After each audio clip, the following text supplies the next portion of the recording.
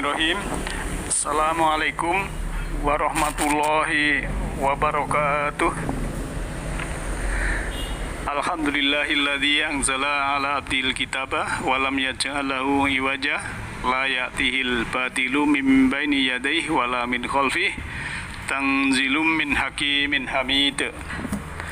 Subhanaka la ilma lana illa ma 'allamtana innaka antal alimul hakim. Segala puji bagi Allah yang telah menurunkan kepada hambanya kitab Al-Quran dan Dia Allah tidak mengadakan kebengkokan di dalamnya. Kitab itu tidak datangi kebatilan baik dari depannya maupun dari belakangnya, dan kitab itu turun dari Tuhan yang Maha Bijaksana lagi Maha Terpuji. Maha suci Engkau Allah, tidak ada yang kami ketahui selain dari apa yang telah Engkau ajarkan kepada kami. Sungguhnya Engkau lah yang Maha mengetahui lagi Maha Bijaksana. Ikhwatin, kajian Majelis Taklim Nurul Huda yang insya Allah dirahmati oleh Allah Subhanahu wa Ta'ala. Kita jumpa lagi dalam kajian online malam hari ini, dan hendaklah kita bersyukur kepada Allah bahwa kita masih diberi keberlimpahan kehidupan ini, baik itu berupa keimanan, keislaman, kesempatan, kedamaian, ketentraman, keselarasan, semua itu karena Allah Maha Pengasih lagi Maha Penyayang. Pada malam hari ini saya akan ambilkan topik belajar melihat alam sejati, ya, yang sering saya sampaikan juga meniti ke dalam diri, karena itu rangkaiannya panjang, ya. Kita melihat dalam Al-Quran, ya, sering saya sampaikan itu dalam surat Dzariyah, surat 45 ayat 20, bahwa Al-Quran itu adalah pedoman untuk manusia. Nah, sebagai pedoman Allah sudah memberikan permisalan-permisalan atau perumpamaan-perumpamaan. Misalnya di dalam surat Al-Kahfi ayat 54, ya. A'udzubillahi minasyaitonirrajim. Walaqad sharafna fi hadzal qur'ani lin-nasi min kulli masal wa kanal insanu aksara syai'in jadala. Dan sesungguhnya kami telah mengulangi bagi manusia dalam Al-Quran ini bermacam-macam perumpamaan, dan manusia adalah makhluk yang paling banyak membantah. Nah, ayat ini menjelaskan bahwa memang saya sering sampaikan bahwa sekitar 80%-an dalam Al-Quran itu memang kebanyakan ya amsal-amsal, analogi, perumpamaan-perumpamaan, dan sebagian manusia, bahkan bukan sebagian ya, malah di sini wakanal insanu aksaro. Jadi kebanyakan manusia itu malah membantah, jadalah itu membantah dengan permisalan-permisalan itu. Ya. Jadi ayat ini bisa dipahami, kebanyakan manusia malah membantah oleh permisalan-permisalan yang sebagaimana permisalan itu sebenarnya jadi petunjuk. Maka dikuatkan dalam surat Rum ayat 58, walaqad darafna linnasi fi hadzal qur'ani min kulli masal walain ji'tahum bi ayatil layaku lanna ladzina kafaru in antum illa mubtilun. Dan sungguhnya telah kami buat dalam Al-Quran ini segala macam perumpamaan untuk manusia. Dan sesungguhnya jika kamu membawa kepada mereka suatu ayat, pastilah orang-orang kafir itu akan bertanya, kamu tidak lain hanyalah orang-orang yang membuat kepalsuan belaka. Jadi di sini, ya, orang kafir malah berkata, kamu tidak lain hanyalah orang-orang yang membuat kepalsuan belaka.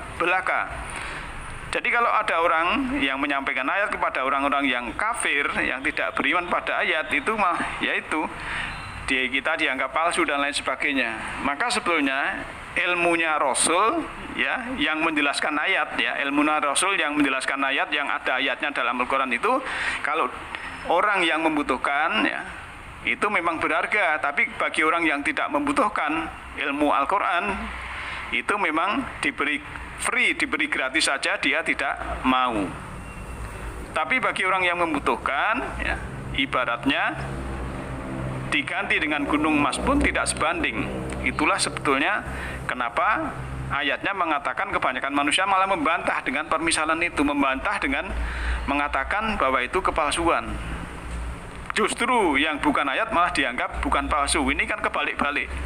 Ya akhirnya nanti kebalik-balik juga. dia berjalan sebagaimana surat 67 ayat 22 itu, kebalik-balik dia wajahnya berjalan merangkak, wajahnya di bawah kan begitu. Nah, sekarang identifikasi masalah. Nah, apa yang dimaksud dengan alam sejati? Kemudian di mana belajarnya? Dan yang ketiga, dengan mata mana kita melihatnya? Yang keempat, bagaimana cara melihatnya? Nah, apa yang dimaksud dengan alam sejati? Alam sejati sering saya sampaikan bahwa alam sejati adalah nurin, ya, nur di atas nur.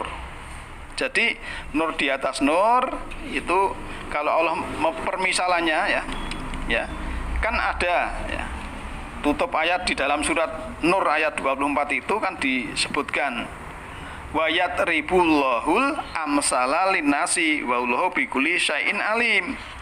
Ya, bahwa yang demikian itu Allah membuat perumpamaan bagi manusia dan Allah Maha mengetahui segala sesuatu. Jadi perumpamaannya, ya, itu kan tadi pertanyaannya, apa yang dimaksud dengan alam sejati? Alam sejati adalah nur di atas nur, cahaya di atas cahaya. Maka yahdillahu linurihi mayasa. Allah yang menunjuki cahayanya kepada siapa yang dikehendaki. Siapa yang dikehendaki oleh Allah dengan cahayanya? Ya, orang yang berkehendak, yang tidak membantah ayat tadi, tidak membantah permisalan-permisalan, ya. Dia menerima, kemudian dia akan mengerti alam sejati. Kalau tidak, ya tahunya juga lapisan-lapis, ibaratnya kelapa ya cuma tahu lapisan di serabut saja, tidak tahu sampai santan, sampai minyak, tidak tahu, karena memang ya dia tidak berkehendak. Tapi kalau berkehendak, yahdillahu linurihi mayasa, bahwa Allah kan memberikan cahayanya kepada mereka yang dikehendaki. Dikehendaki adalah mereka yang mau berkehendak. Nah, hadirin yang berbahagia, oleh karena itu pertanyaan yang kedua adalah di mana kita belajarnya untuk mengetahui alam apa itu sejati tadi, ya. Alam sejati, ya, kita belajarnya memang harus di kehidupan nyata karena banyak ujian dan tantangannya. Jadi kita belajarnya bukan di gua, bukan di gunung, bukan di tempat sepi, ya, bukan menyendiri di hutan, ya. Kita harus bebaskan diri dari dualitas, tidak mencengkeram, ya, yang kita cintai, tidak menendang yang kita tidak cintai, juga tidak menggenggam erat-erat yang kita cintai. Terima semuanya. Jadi terima dan kita harus melakukannya. Nah, kalau alam kasih sayang, Allah menggambarkan dalam surat Al-An'am ayat 12, ya, surat 6 ayat 12 itu kan disebutkan kul limamma fis samawati wal ard. Katakanlah kepunyaan siapakah yang ada di samawat dan bumi. Kul lillahi kataba alla nafsihi rahmah. Katakanlah kepunyaan Allah yang dia telah menetapkan atas dirinya itu kasih sayang. Jadi orang yang mendapatkan nur dari Allah, cahaya dari Allah, bahwa dia itu mendapatkan juga kasih sayang. Maka sekarang tempat belajarnya memang di dalam kehidupan ini. Kalau kita melihat dalam surat Balad, ya, surah 90 ayat 10 sampai nanti ayat 14, ya, kita lihat, ya. Di situ disebutkan yang sering juga saya sampaikan, ya, dan kami telah menunjuki kepadanya dua jalan, ya. Wahadainahun najdain fala aktahamal akobah. Tetapi dia tiada menempuh jalan yang mendaki lagi sukar. Jadi, dan kami telah menunjuki kepada mereka dua jalan, tetapi dia tidak menempuh jalan yang mendaki lagi sukar, ya. Dua jalan di sini Allah tidak menunjukkan, ya, mana, tetapi sudah ditunjukkan, suruh memilih. Kok kamu tidak memilih jalan yang mendaki dan sukar? Apa itu, ya? Tahukah kamu apakah yang mendaki lagi sukar itu? Yaitu melepaskan budak dari perbudakan. Wa ma'atroka mal akobah fakku rokobah. Yaitu orang yang sudah melepaskan perbudakan. Perbudakan apa? Dari dualitas. Jadi dualitas itu ya ada suka, ada senang, ada suka, ada tidak suka misalnya. Ada sesuatu yang datang pada kita, kejadian pada kita itu ada yang suka, yang tidak suka, itu sudah tidak diperbudak oleh itu maksudnya. Jadi kita tidak berbudak oleh situasi, kondisi apapun, semua kita terima karena itu izin Allah semuanya.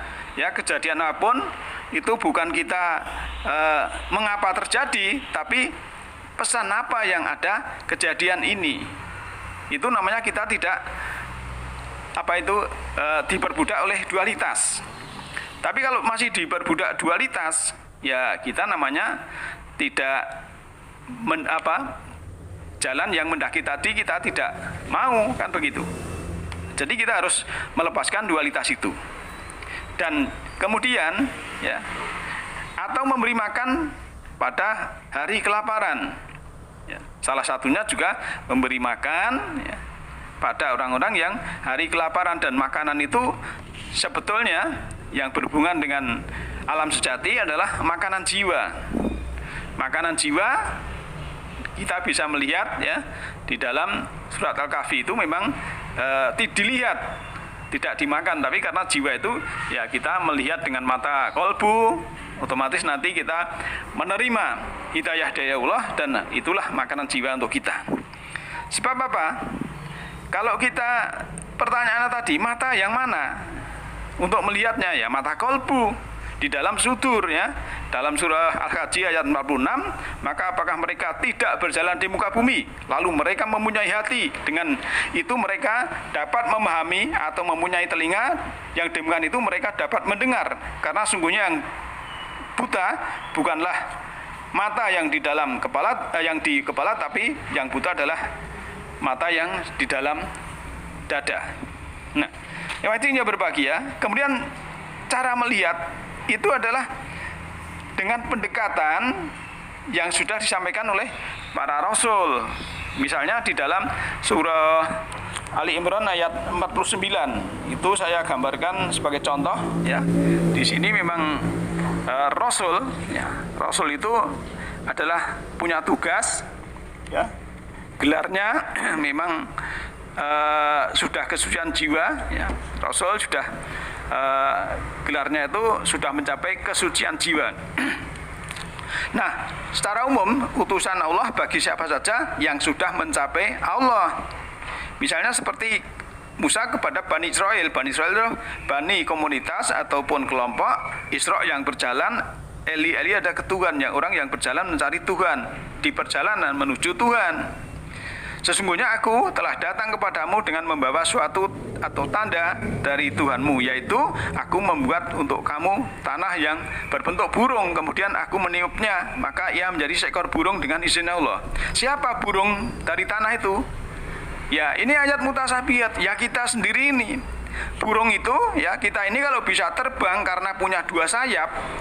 Ya, dua sayap dalam arti tadi kita tidak mencengkeram dualitas. Dualitas itu harus kita gunakan untuk terbang, tidak kita kemelekatan ya. Dua sayap ini ya, keduanya diberlakukan sama sehingga kita bisa terbang tinggi. Kalau yang kejadian yang kita cintai, yang kita senangi, kemudian kejadian yang tidak kita senangi, itu kita anggap sama, itu namanya kita sudah sayap kita sudah seimbang, dan sehingga kita bisa terbang tinggi. Apa yang terjadi setelah terbang? Ya, yang terjadi setelah terbang yaitu tadi bisa menyembuhkan orang yang buta. Jadi tidak buta di mata kepala, tapi menyembuhkan buta yang di kolbu, sehingga bisa terbuka mata kolbunya. Karena apa? Karena sudah melihat menyeluruh dari ketinggian, sudah melihat alam cahaya, cahaya di atas cahaya, yaitu alam sejati. Cirinya kelembutan dan rendah hati, Rahman Rahim. Hati-hati kalau kita melihat sesuatu cahaya yang palsu, sehingga masih orangnya itu masih kasar, ya masih sombong, itu berarti mereka itu belum mendapatkan alam sejati, belum mendapatkan cahaya dari Allah. Tandanya ya kita dengan kehadirannya itu tidak nyaman, itu berarti dia belum mendapatkan cahaya sejati. Nah, bukankah keterbukaan tapi ketertutupan itu berupa kemelekatan, ya. Oleh karena itu kita segala sesuatu yang berhubungan dengan dunia memang kita boleh mendapatkan, tapi jangan sampai ada kemelekatan. Kemudian yaitu kita bisa Rasul itu tugasnya menyembuhkan penyakit sopak, sembuh dari penyakit kulit, penyakit luar permukaan, ya. Itu beragama hanya kulit, masih ada kedanggalan pola pikir. Ya, masih kaku, masih suka memvonis orang lain, masih suka menjelek-jelekan orang lain. Itu namanya orang yang baru beragama dengan kulitnya, belum sampai masuk ke esensi atau hakikatnya. Oleh karena itu kita yang sudah diberi kemampuan oleh Allah untuk beberapa melihat ayat, ya, jangan sampai kita membantah tentang permasalahan dari Allah, ayat-ayat dari Allah, ya. Kita harus belajar melihat alam sejati, kita harus meniti ke dalam diri supaya apa? Supaya kita mendapatkan nur di atas nur, cahaya dari Allah, sehingga cahaya-cahaya itu bisa berada di dalam kalbu kita. Ya, yahdillahu linurihi mayasa. Allah menunjuki cahayanya berupa alam semesta rohani siapa yang Dia kehendaki. Nah, semoga Allah Ta'ala memimpin kita di garis hukumnya dan melindungi kita semua dari kegelapan jiwa. Dan semoga kita selalu mendapat cahaya darinya. Semua makhluk hidup, baik yang kelihatan maupun yang tidak kelihatan, di setiap ruang dan waktu, di semua tingkatan, senantiasa hidup berbahagia. Nasrun minallahi wa fathun qarib. Alhamdulillahirabbil alamin. Assalamualaikum warahmatullahi wabarakatuh.